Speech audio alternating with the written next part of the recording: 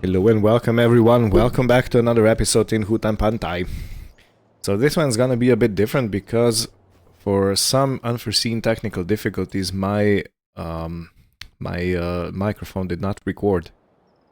As you might see, today we start the day with minus $471 and the cows have completely ran out of food. So the first thing I'm gonna take care of is sort out the feed for sad cattle. So I'm gonna be narrating this today. It's gonna be a first, and it's gonna be quite an interesting experience, I suppose. But as I was talking here, I need to get both of the tractors down to the farm, down to the cattle yard. But before I want to go down, I need to refuel this tractor. And I was searching for the fuel station that I built previously.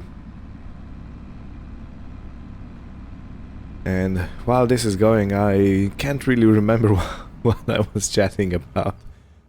But yeah, this is gonna be interesting, I think. I did get quite upset when I found out that the microphone was not recording. But yeah, it is what it is. I can't really do anything else about it, unless I would put out a silent episode, which I guess would not be much of a pleasant thing. So over here I went and I looked at the spinach processing, and it was like it only processed 36 liters of spinach during the night. And I was I was kind of panicking, because I have 48,000 liters of raw spinach in that canning factory, and I only processed like 45 liters. As you can see, it's slowly going up. But yeah, to go through 48,000, it's gonna take a while. So yeah, I was kind of taken aback by that. Then I have checked. We have went through all the grains. The grain mill is done. We have quite a lot of buffalo milk and are at about half pallet of buffalo mozzarella. Rice saplings they are producing, but I think I turned them off. Yeah, like this. I deactivated because I think I have enough pallets and I don't want to overproduce. And both sawmill and medium mushroom still have some materials to process. So mushrooms use water, and sawmill is still going through some wood. So yeah, I will. Yeah, thing is, I was playing with microphone settings later on today because I was changing some electrical wiring at the back, and I guess when I changed the settings, the OBS, that's the program I use to record, has changed default audio capture to system, so to the PC settings, and I don't have a microphone on PC. I use an external sound card to record my microphone because it gives a lot better and nicer sound of the voice. So this is the feed mixer. I did say I have to go at an angle so I can get it out without getting caught on the shed. And yeah, so I'm gonna set up the feed mixer right here, and I'm gonna go get the other tractor, the Lindner, so I can use it to load bales and mineral feed into the actual feed mixer. Here you can observe me arriving with a Lindner with a Lindner tractor. So I'm gonna start up the feed mixer and open all the doors, and I'm gonna start loading. So as per usual, we give one bale of hay, one bale of silage, and half a bale of straw. And if we have some mineral feed, I can also add that. But I think, yeah, here I was trying to load 2 bales at the same time, but then I remembered that both are too heavy and I can't really load. I can't lift them up with this tractor. I would need a heavier tractor or a bigger, at least a big rear weight, which I didn't bring, so yeah, I'm gonna do it one by one.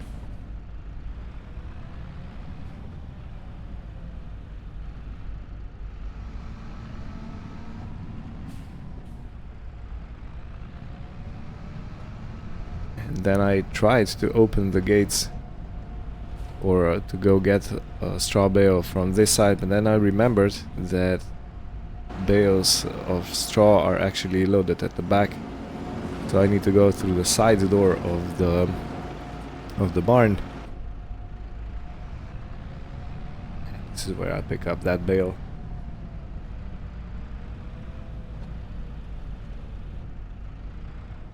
The bales were neatly stacked, but for some kind of a reason of FS25 physics, they wiggled themselves into a state of kinda disrepair.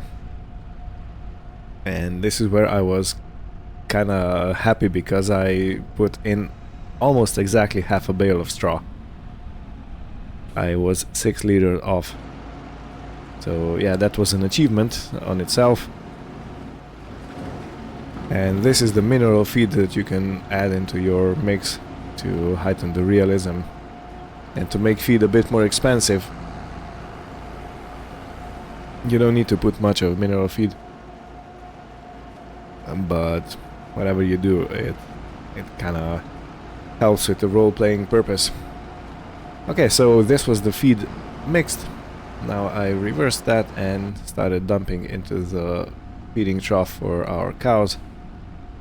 Since we are completely empty, it's gonna take 3 loads, just under 3 loads of mix to fill it up. And while the trailer was emptying, I went and pet this cow. She's a good cow, and this one was happily jogging, happy to get some food after a while.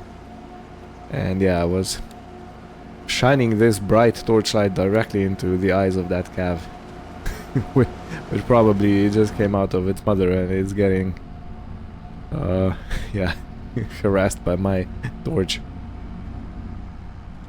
Okay, so I have done 2 more mixes, and this is the bit that was left. As you can see, the feeding trough is completely full. So I decided I'm gonna put the wagon back in its place.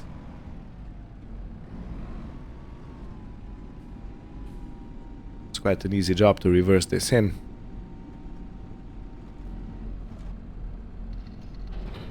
And what's gonna be next? I can't remember. I can see the video down there running, but I can't remember what I did next.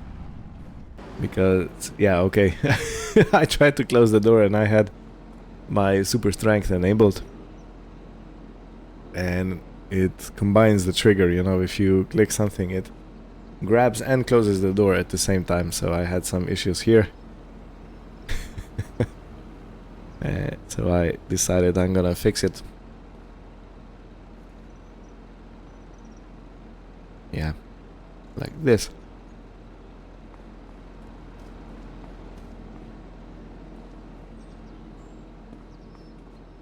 Good. And after this, I decided that I'm gonna check, I think, the temple and the state of construction over there. Yep. Yep, exactly that. I was looking for the temple. And as you can see, down on the right, we need 6 pallets of wood beams and 6 pallets of roof plates. And now I was searching for my sawmill. Because of course, why not? So I have plenty of wood beams waiting, and yeah, this is where I uncoupled the truck and pulled the trailer in, and I used this what is it? Palfinger, yeah, it's a Palfinger forklift. I used it to load 6 pallets of wood beams onto the trailer.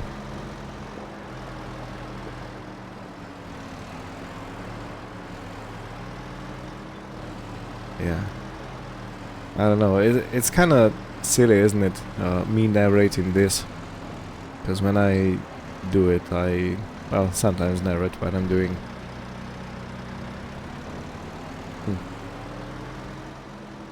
I wonder how this episode will rank. It's probably gonna be all the way down at the bottom.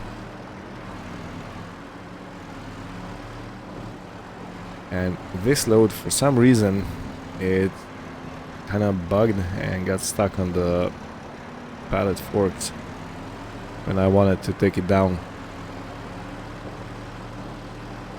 or take it off.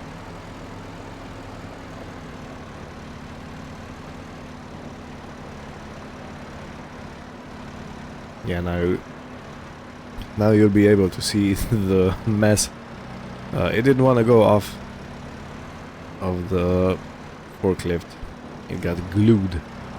It fused together into one solid thing.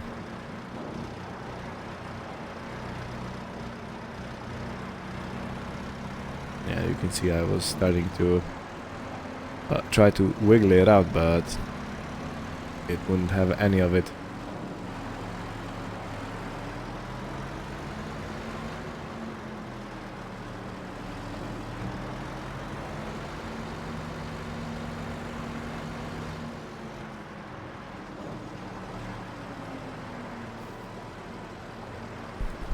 So next I tried with some super strength, and that also didn't work. And at last I think I got it off. Yeah, this was now successfully off. So now for 2 more, and we're gonna have enough to take to the temple.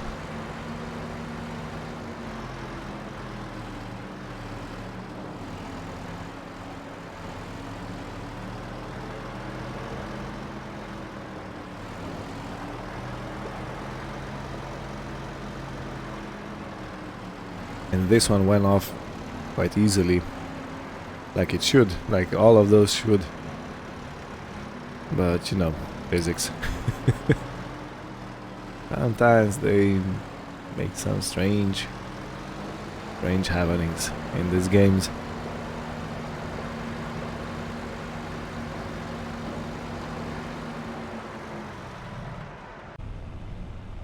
Alright. So now I was climbing up to the warehouse, and this is where I was gonna buy the 6 pallets of roof plates.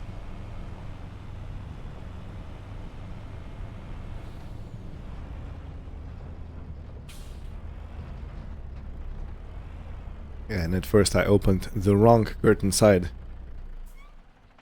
because yeah, I was loading from the right side at the sawmill, and now I'm gonna load from the left side. So I needed to change the side I opened it, and now I realized that I have a problem. So I only have $262 in my bank account, so I'm definitely not buying 6 pallets of planks, not planks, of roof plates. And I was complaining a little bit over here with why is this not in alphabetical order, the pallets.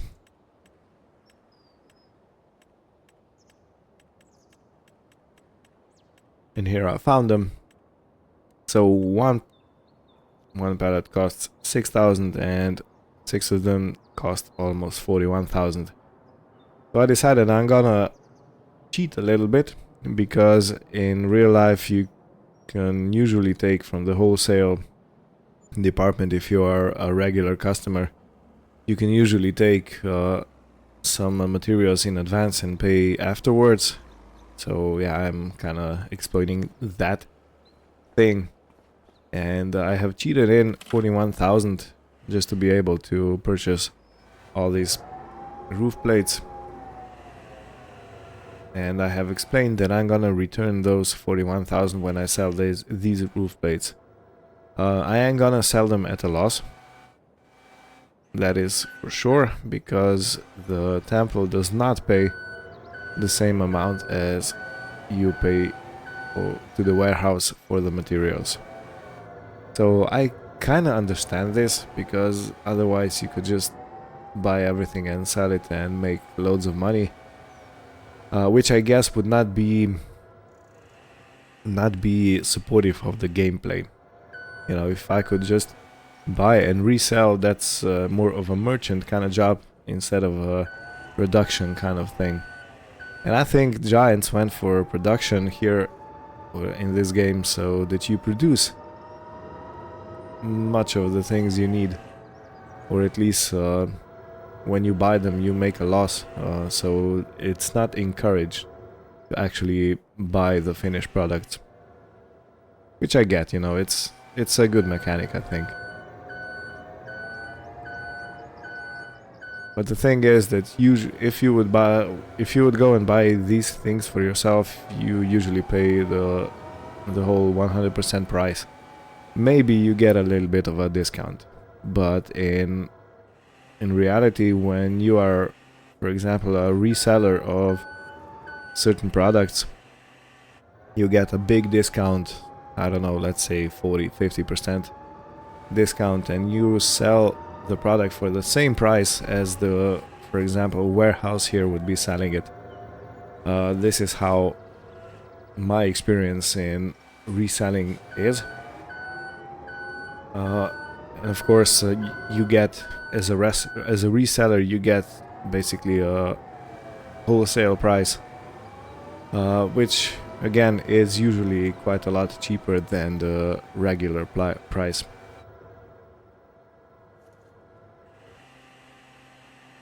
Okay, so this is all loaded up,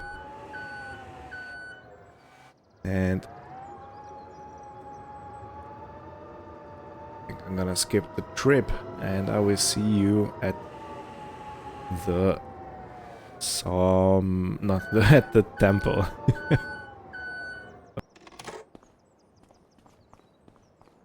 We are on the way we are on the way to the selling place, and I have opened up the trailer so you can see exactly what's going on. I have taken off the straps, and as you can see, we got paid around 97,000, and this is where I went and kept my promise, and I took away 41,000 that I added for meat so that I could buy those roof plates, and we are left with 56,000, 57 actually, because something else got sold in the meantime.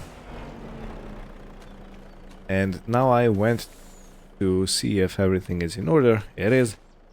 And I went to see if what's up with the houses, how do the buildings look like. And yeah, this building is probably gonna get finished since we have delivered roof plates. And this building, for some reason, took a lot less materials than that building on the pillars had taken.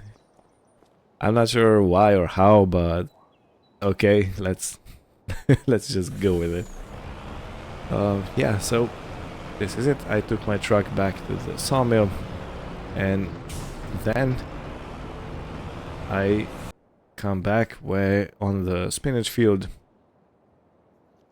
I was looking at how weirdly the rows of weed are, like, you know, in straight lines.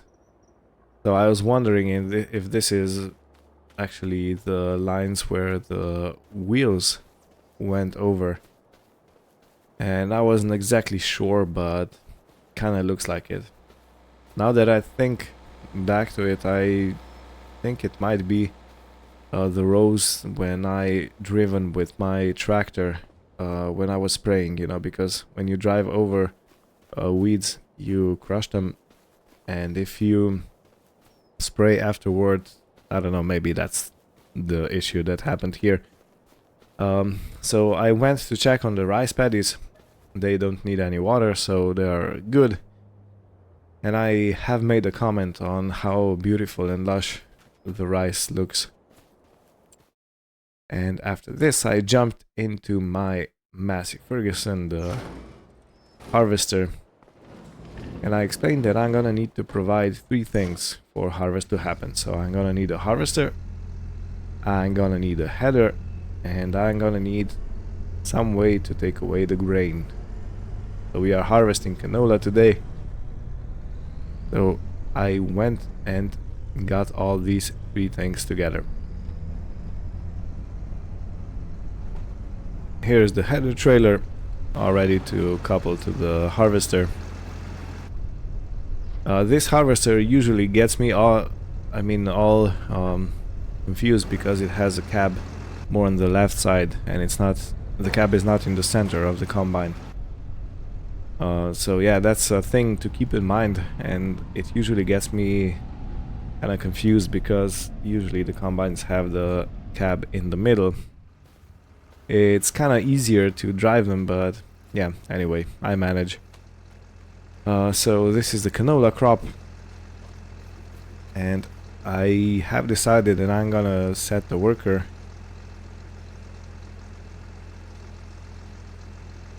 Okay, I was looking at canola. I have no clue what I was rambling about here. So yeah, I have decided I'm gonna let the worker do the harvesting. This is me opening up the combine and starting it up. And I have just barely went into the field, and this is where the worker was activated.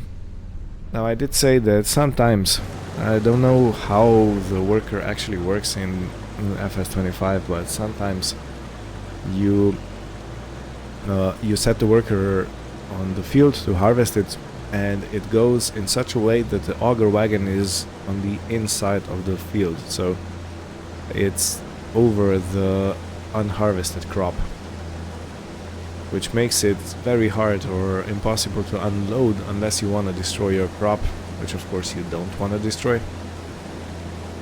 So yeah, I was kind of rambling about how the worker works, and I did not quite understand it.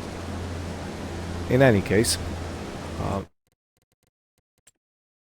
what I was looking, yeah, I was searching for a weeder. I wasn't sure if I have a weeder on the farm, and I do have a Gorin Spooler 600, so I went to get it. And I have used this Iziki tractor. I was looking at the first barn, and it's not in here, so it must be in this one. And lo and behold, it was. Ta-da!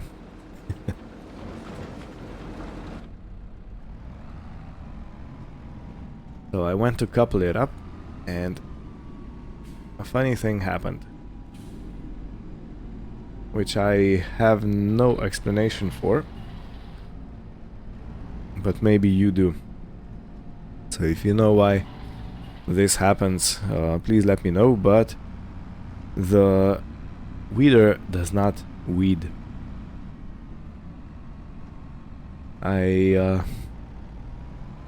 These weeds should be pullable. They should be removable with the weeder, and they're not.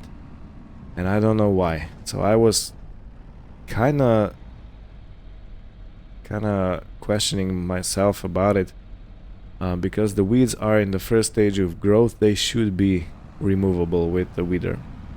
Yeah, I know I have to drop it to the ground. I know I forgot to do that, but even when the weeder is on the ground, the weeds stay in place. I don't know why. It might be because the crop, so the spinach in our case, is grown in too far of a stage. I don't know. But yeah, the weeder does not weed. It's leaving everything behind, and this is where I figured it out. I was looking straight at the things, at the weeds, and they just keep existing. So here I went and checked if the weeds may be too old. As you can see, weed they have the same growth stages as the crops have, but yeah, I don't know. It doesn't work. And this is where I tried going backwards and doing it again.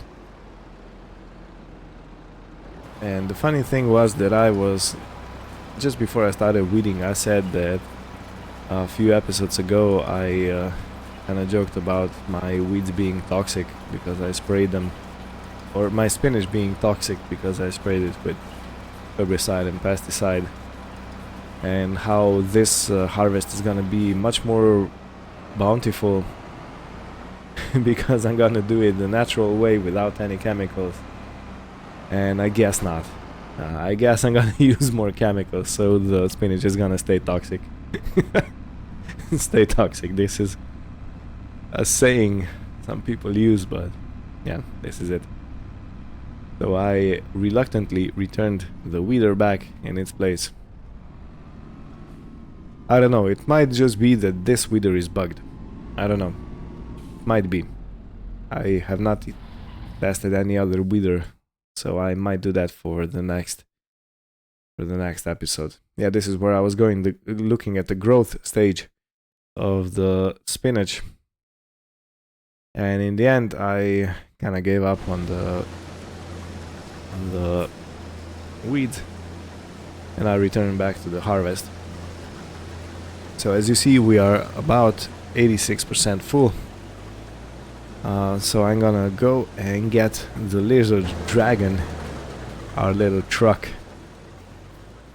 and I'm gonna try and empty it out. So there was another thing I was trying to test here, or show you, is when you usually empty out the trailer and you're using a tractor with the trailer, you have quite a good visibility at the back. At least you can see the auger. But in the case of this little truck, you can't see anything behind yourself.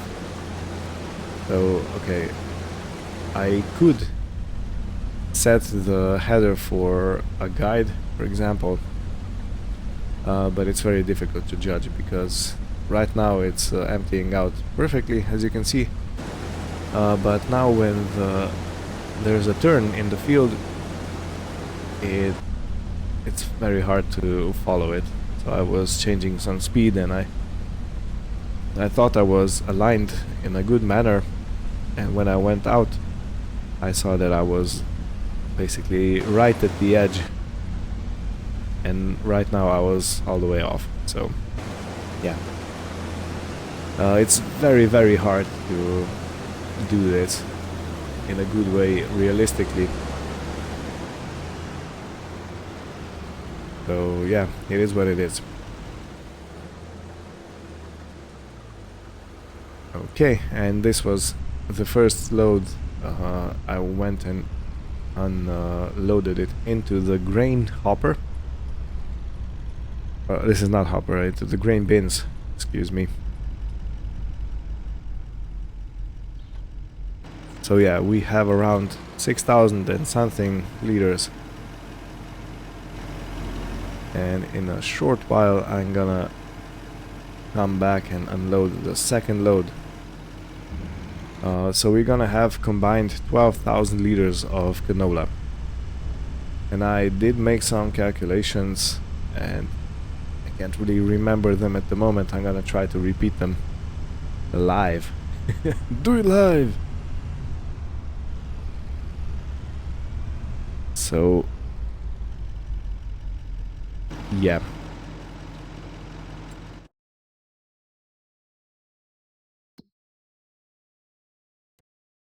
Okay, and this is me getting ready to unload the combine. I'm gonna put everything away in a second, so I'm gonna park the combine back in. I'm gonna park the header back in. Here I clearly remember saying that I should not park in the middle of the road, and I believe that's illegal. It's fine. It's fine. Yeah, so while the harvester was unloading, I was getting ready to take the header off.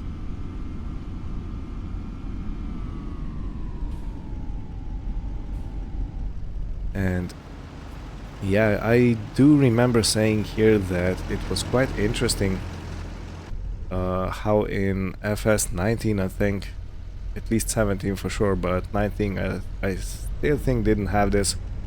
But when you took the header off and left it on the trailer, the header was kind of stuck where it landed. But in FS 22, I think, they corrected that, and when you go away, watch the header, it sets in its proper place. Okay, so at least it looks like a good fit and like you've done it, like you know what you're doing, you know. So yeah, that's an interesting thing and a very good feature, I must say, because I'm not really a fan of leaving things like halfway done. In any case, let me skip some videos because this is not really interesting. I had just put all the equipment back into its place. So as you can see, we have around, or as you will see, we have around 12,187 exactly liters of canola. Okay, so we can sell it for 2,112, which makes 25,885 for raw canola. If I would process that canola into canola oil, I would get paid 5,800. But the thing is, when you can see an oil mill, when you process canola, you get from 20 canola, you get 10 canola oil, which means you basically get half of canola destroyed. So if I would have 12,187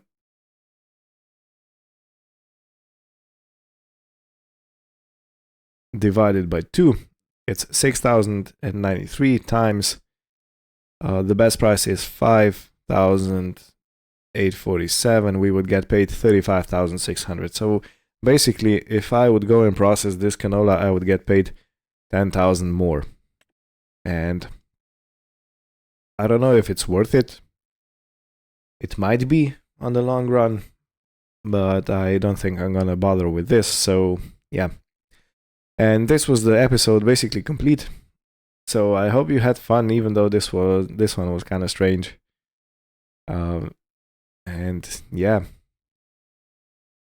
thank you all for watching. Hope you had fun. And we see you next time with the working equipment. Take care and goodbye.